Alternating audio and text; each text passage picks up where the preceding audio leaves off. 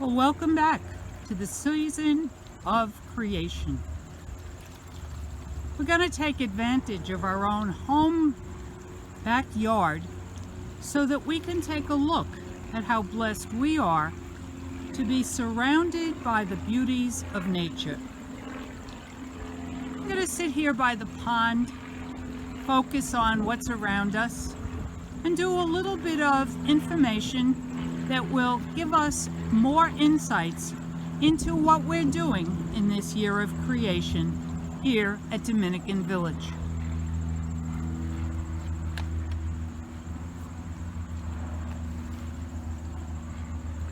This year, 2020, marks the 5th anniversary of Pope Francis's important encyclical Laudato Si, and the Church is using this occasion to join the ecological efforts to save the planet with great energy and commitment. May 16th to the 24th was celebrated around the world as Laudato Si Week, which in turn launched the Laudato Si Special Anniversary Year, with an ambitious global organizing and action agenda that will conclude with a conference in May 2021, setting into motion a Laudato Si multi-year action program for the global Catholic community for the following decade. In its introduction to the booklet on the special anniversary year, the Vatican expresses its hope that the anniversary year and the ensuing decade will indeed be a time of grace, Jubilee time for the earth, for humanity, and for all God's creatures. Celebration of the 2020 liturgical season of creation is a key centerpiece of this anniversary year. With this impressive call to prayer, integral ecology conversion, and extensive action planning, the Catholic community is making a major contribution to the global ecumenical effort to address the ecological crises facing Earth at this time, and to restore and revert respect and care for the sacredness of creation. The theme of the 2020 season of creation, chosen by its International Steering Committee, is Jubilee for the Earth. We've already spoken about Jubilee in our last video. The Ecumenical Steering Committee expresses the theme this way.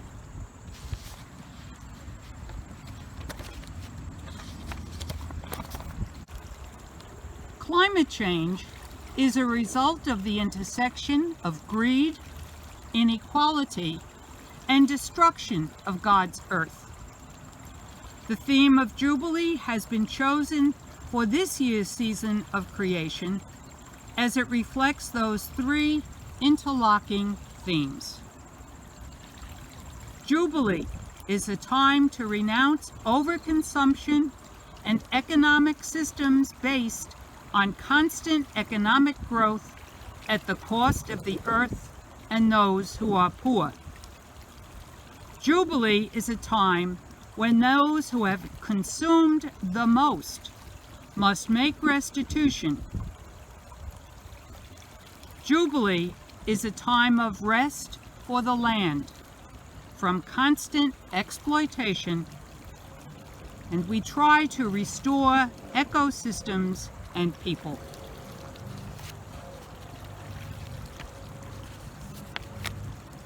Drawing on Laudato Si and the rich background of social Catholic tradition, the liturgical resources we're going to use assume that the human family is not facing various and separate, distinct crises. There is only one complex and integrated socio-cultural, ecological crises requiring prayer, an integral ecological conversion, and an action in all the interrelated dimensions of human life for the healing of the vast web of life, for everything is connected. So I'm getting a little tired, and I think instead of my talking, I'm going to just go for a stroll through our beautiful grounds over here next to the mother house.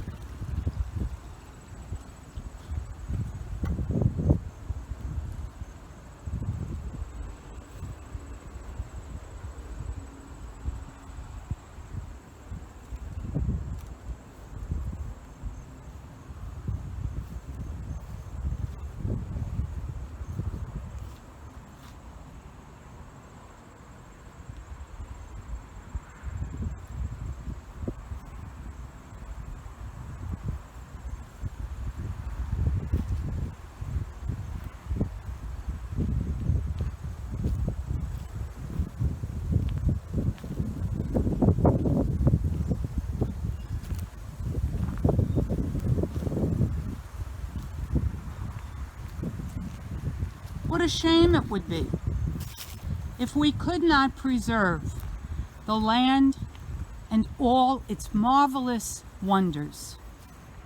But we have been doing that for many years. There is so little open land for us to appreciate the wonders and the mysteries of the earth.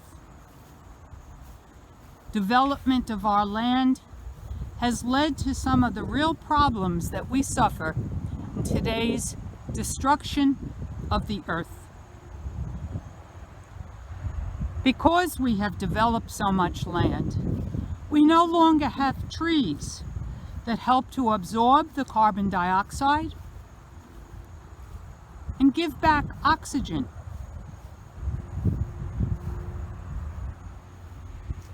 Because we no longer allow the grasses to grow wild, we have less of the natural insects and little creatures that live in our wild grasses, in our open lands, and around such beautiful property as ours in Amityville. We look at the wonders of creation. Look at the diversity of plants. Look at the beauty of the sky, the flowers, and everything else that is here. Just take a look. Could anything be more beautiful than the Lord's earth? And here we are, enjoying this peaceful time and hoping that we will all join in prayer and action to help us stop the destruction of our earth. Let's not do anything that's going to take away the beauty of our earth. Let's try to be less in consuming things that use up the earth's resources.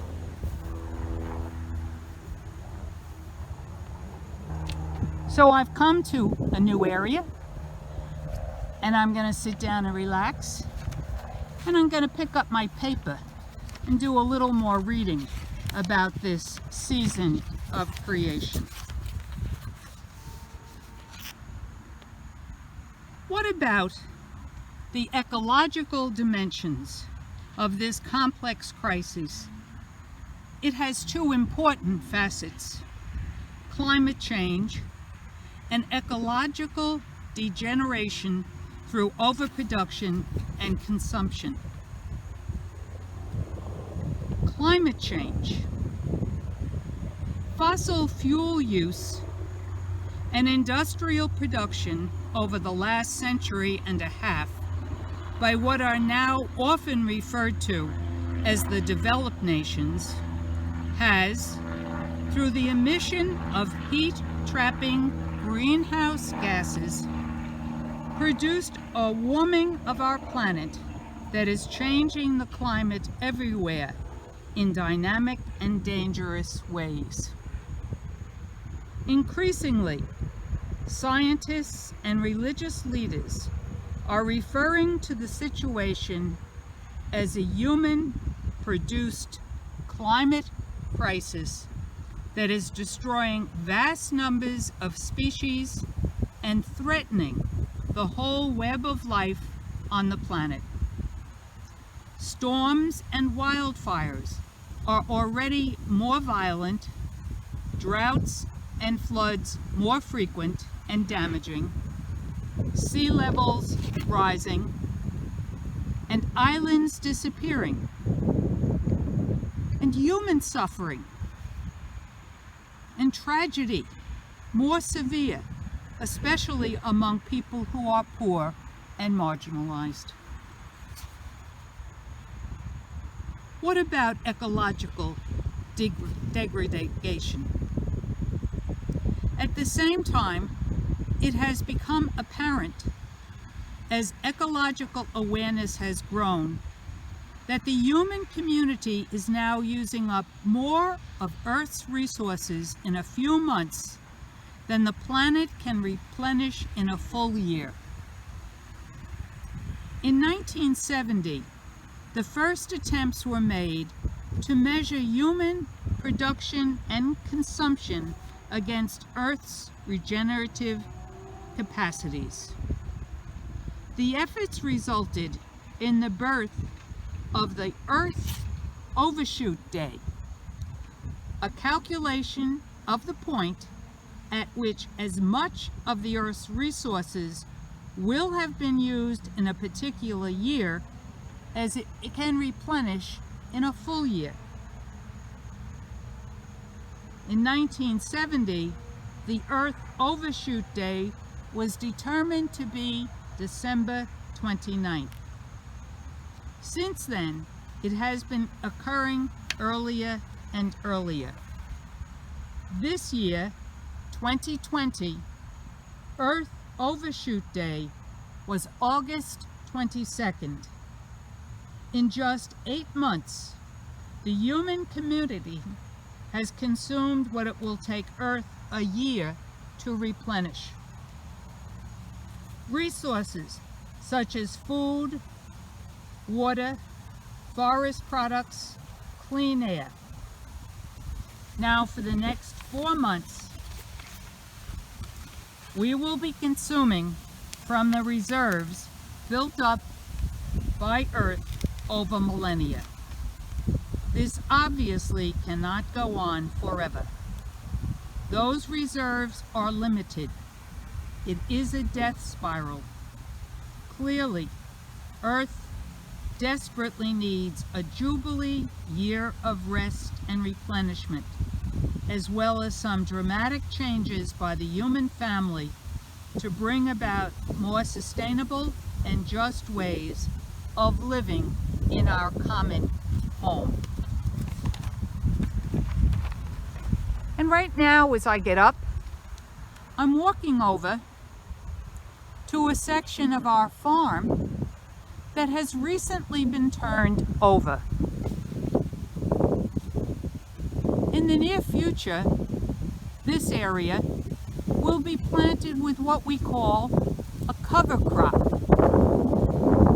A cover crop will be put in that will restore some of the natural nutrients to the soil, so that in the not too distant future, we hope the farm can expand over to this new area where we will be able to grow crops in a replenished earth, an earth to whom many of the nutrients have been returned. When we have farmers and we have people who care about the earth, we begin to realize how much we have lost by not caring for our ground. There are so many things that we can do. Among them, of course, is we should be careful about the kind of products that we buy, the kinds of things we throw away, the kinds of things that are actually depleting the natural resources of the earth. There is little land left in much of our Long Island area that has not been developed. And it is imperative that we be sure that we understand how important it is for us to keep some of our land in its natural state.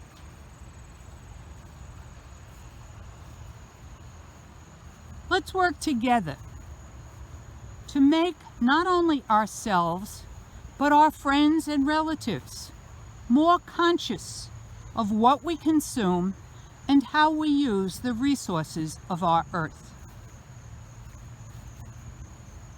We understand that there are resources like coal and oil that have depleted not only the resource within the earth, but have, because of emissions, created all kinds of things that are now warming our earth.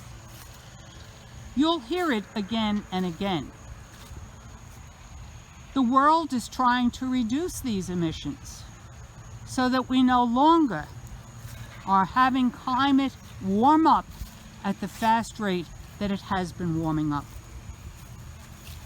We need to consume less, but we need to use energy much more wisely.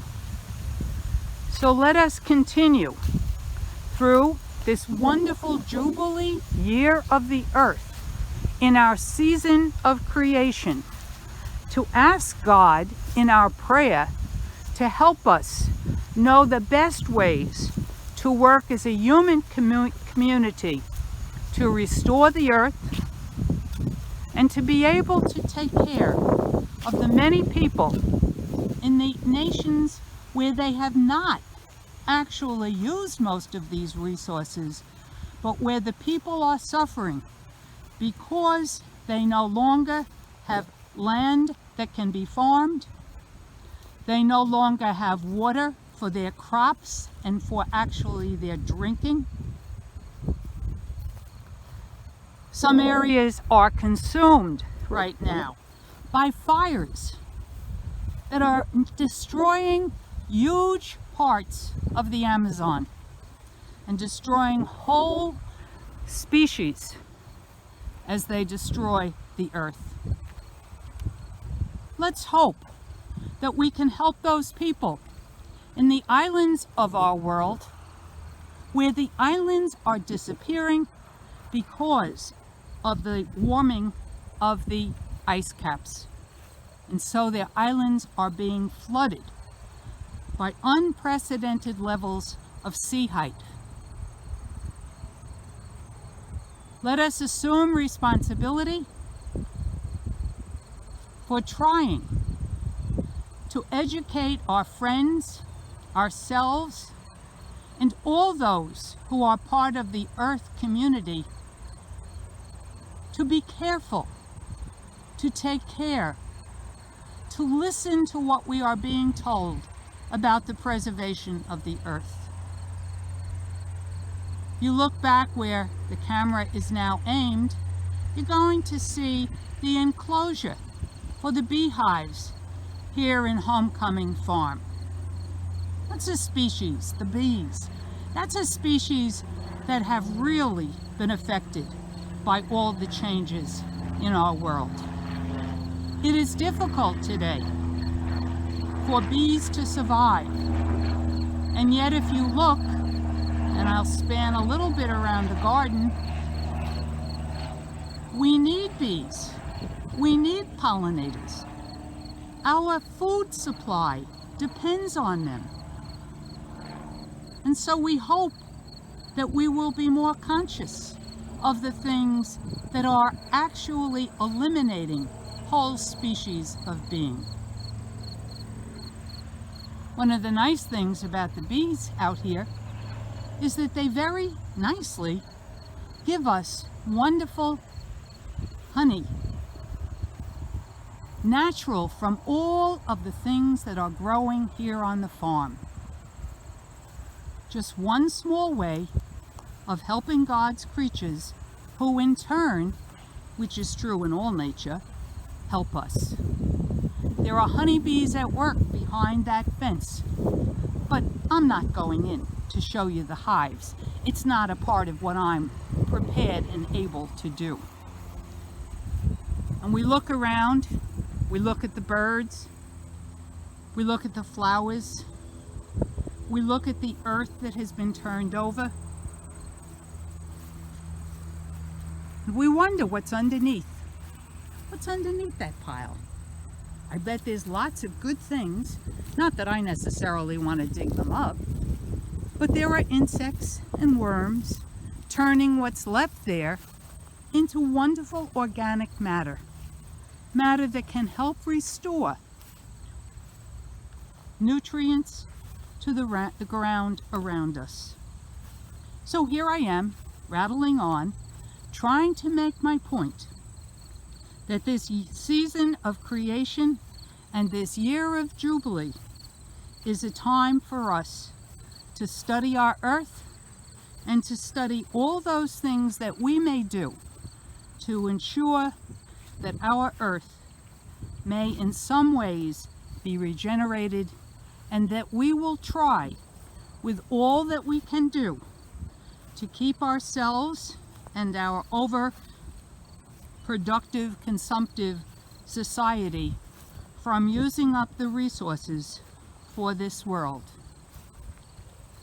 And let me conclude, as I have done with the first couple of videos, by just reminding you, this is holy ground.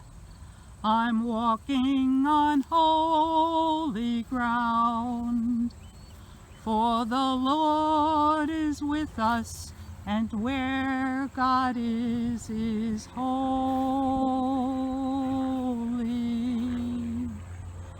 Amen, amen. Peace on this beautiful summer day.